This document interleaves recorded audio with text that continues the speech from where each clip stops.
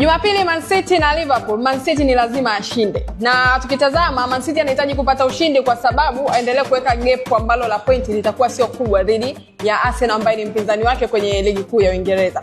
Sasa mimi ninachojua ni kwamba mashabiki wa Manchester United, mashabiki wa Chelsea, mashabiki wa Liverpool wenyewe ambao wanaenda kucheza na Man City wapo nyuma Man City. Yaani wao wanaamini kwamba ni bora Man City achukue ubingwa lakini sio Arsenal. Wewe imagine tu Arsenal vile anavyoongea alafu achukue ubingwa wa Premier. Mimi naamini kabisa hapata kalika. Kwa hiyo Man City wakienda kucheza mchezo ule ni mchezo ambao kwa namna moja ama nyingine lazima washinde. Na tunafahamu kwamba tangu kuanzishwa kwa mechi 38 kwenye ligi kuu hakuna timu yoyote ya Premier ambayo imeshawahi kuchukua ubingwa ikiwa imefungwa mechi 6. Na Man City mpaka sasa hivi tayari ameshafungwa mechi 4.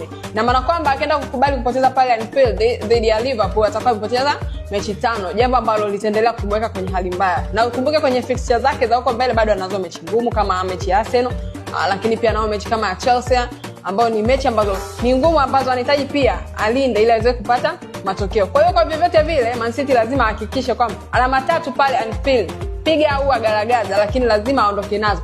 Mashabiki wote sidhani kama wapo tayari kuona kwamba Arsenal, zaidi ya Arsenal wenyewe wakiwa wanatarajia kuchukua kombe lao la ligi kwa mara ya kwanza, lakini na uhakika kabisa hakuna shabiki wa timu pinzani ambaye anatamani kuona Arsenal akichukua kombe la Premier.